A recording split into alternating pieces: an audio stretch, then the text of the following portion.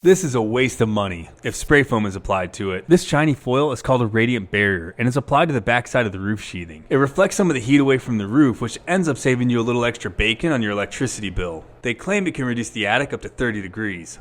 What did you say?